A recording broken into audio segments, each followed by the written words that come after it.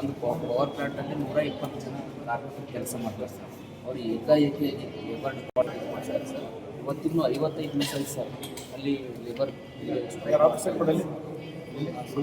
Gulbarga sir, Chincholi taluk.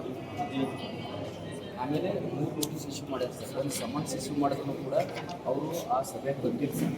ಒಂದು power ಪ್ಲಾಂಟಲ್ಲಿ 120 ಜನ ಕಾರ್ಮಿಕರು ಕೆಲಸ ಮಾಡ್ತಾರೆ ಸರ್. ಅವ್ರು ಏಕಾಏಕಿ ಲೇಬರ್ ಡಿಪಾರ್ಟ್ಮೆಂಟ್ ಮಾಡ್ತಾರೆ ಸರ್. ಇವತ್ತಿನ್ನೂ 55 ಮಿಸ್ ಆಯ್ತು ಸರ್. ಅಲ್ಲಿ ಲೇಬರ್ ಗುಲ್ಬರ್ಗ ಸರ್, ಚಿಂಚೋಳಿ ತಾಲೂಕು. ಆಮೇಲೆ 3 ನೋಟಿಸ್ ಇಶ್ಯೂ ಮಾಡ್ಯಾರ ಸರ್. ಒಂದು ಸಮನ್ಸ್ ಇಶ್ಯೂ ಮಾಡಿದ್ರು ಕೂಡ ಅವರು ಆ ಸಭೆಗೆ ಬಂದಿಲ್ಲ ಸರ್.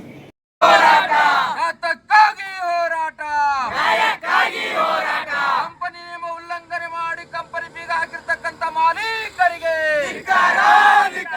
ಕಾರ್ಮಿಕರಿಗೆ ವಂಚನೆ ಮಾಡಿರುವಂತಹ ಆಡಳಿತ ಮಂಡಳಿ ಬೇಕೇ ಬೇಕು. ಕಂಪನಿಯಲ್ಲಿ ಕೆಲಸ ಮಾಡುತ್ತಿರುವಂತಹ ಕಾರ್ಮಿಕರಿಗೆ ಅನ್ಯಾಯವಾದರೂ ಸ್ಪಂದನೆ ಮಾಡದೇ ಇರತಕ್ಕಂಥ ಜಿಲ್ಲಾಡಳಿತಕ್ಕೆ ಬೇಕೇ ಬೇಕು. ಯಾತಕ್ಕಾಗಿ ಹೋರಾಟ, ಯಾತಕ್ಕಾಗಿ ಹೋರಾಟ,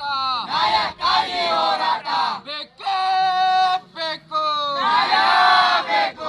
ಕಂಪನಿಯ ಕಾರ್ಮಿಕರು 47 ದಿನ ಅನಿರ್ದಿಷ್ಟಾವಧಿ ಕುಳಿತರು ಸ್ಪಂದನೆ ಮಾಡದೇ ಇರತಕ್ಕಂಥ ಜಿಲ್ಲಾಡಳಿತಕ್ಕೆ ಬೇಕೇ ಬೇಕು. ಯಾತಕ್ಕಾಗಿ ಹೋರಾಟ, ಯಾತಕ್ಕಾಗಿ ಹೋರಾಟ, ಬೇಕೇ ಬೇಕು. ಅಯ್ಯಯ್ಯೋ ಅಯ್ಯಯ್ಯೋ, ಅಯ್ಯಯ್ಯೋ ಅಯ್ಯಯ್ಯೋ, ಬೇಕೇ ಬೇಕು.